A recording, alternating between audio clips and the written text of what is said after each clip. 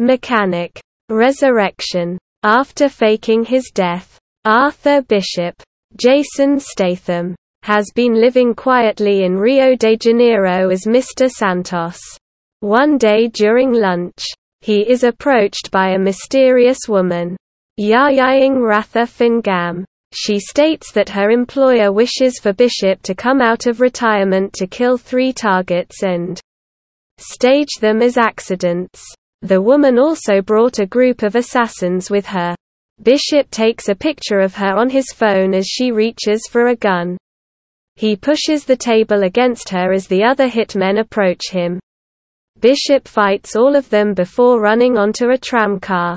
The woman chases him and almost gets him until he makes his escape by jumping on the back of a hang glider.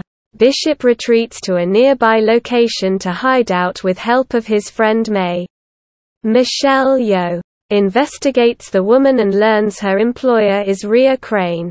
Sam Hazeldine, a former childhood friend of Bishop's. By the shore, Bishop sees a beautiful woman, Jessica Alba. Later at night, on the ocean, Bishop sees a boat and hears Gina sounding like she's being attacked. Bishop heads over to the boat and kills the attacker before bringing Gina back to the shore for safety. Bishop later watches a video of Gina teaching children in Cambodia. When she wakes up, Gina explains that a friend of hers was taken by Crane, and he threatened to harm the children if she didn't do what he wanted. Bishop keeps Gina close and takes her by a bar where May works. This brings the two of them closer as they bond, unaware that Crane's men are watching them. Eventually, Crane's men corner Bishop and Gina on the beach. While Bishop fights the hitmen, Gina is taken.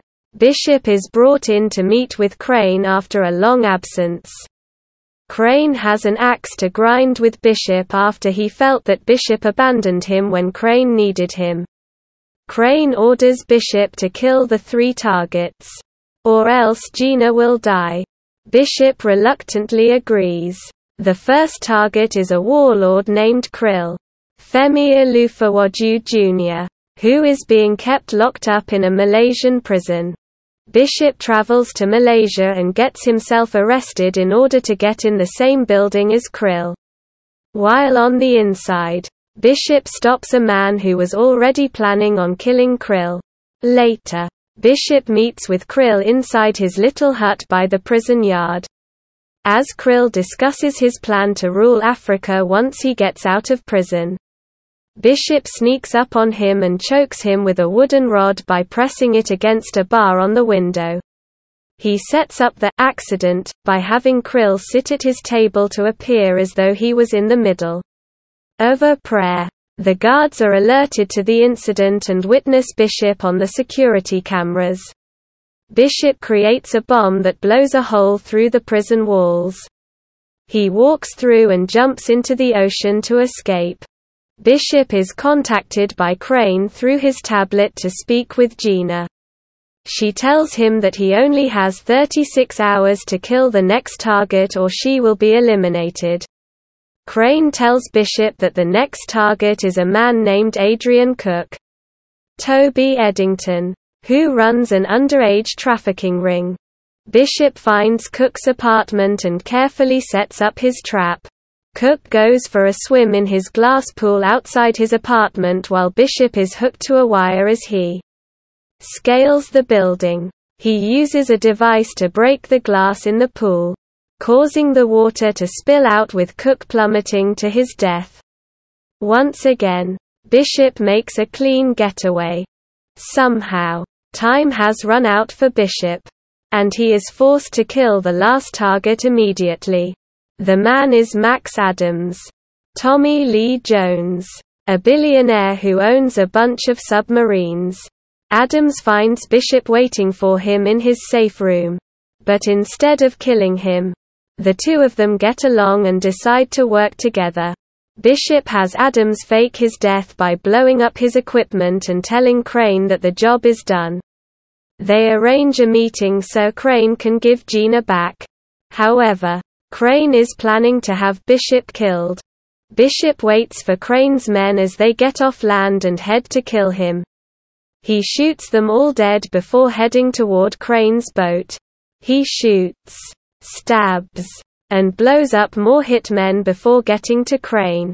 He finds Gina, and they discover that Crane has the boat rigged to explode.